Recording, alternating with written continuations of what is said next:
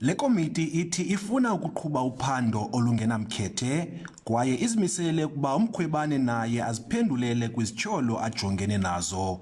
Umkhuseli woluntu sele epenele kwiinkundla zamatyala ngeenzame zokumisa oluphando esithi aluhambisani nomgaqo-siseko.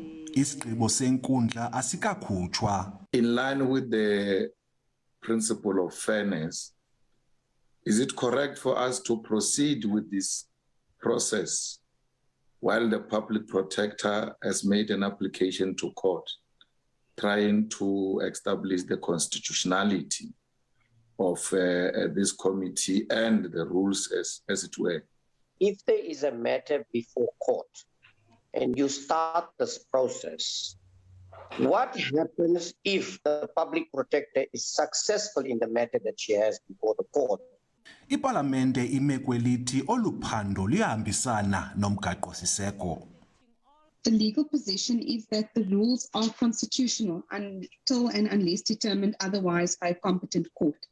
The attempt to interdict the process was unsuccessful, and that is where we currently stand. Iphalamende ithi wonke ubani onobungqina angathatha inxaxheba koluphando kwaye noMkhwebane angabiza amangqina. Lekomidi ithi iza kusebenzisa iingcali zomthetho zangaphandle nangaphakathi. It will be important to agree that you agree and accept option 3, which is the hybrid of those other options, where we've got a member-led but combined with both internal and external expertise. Lekomidi iza kuphinde idibane kule veki izayo. Ulelani Philip, SABC News ePhalamende.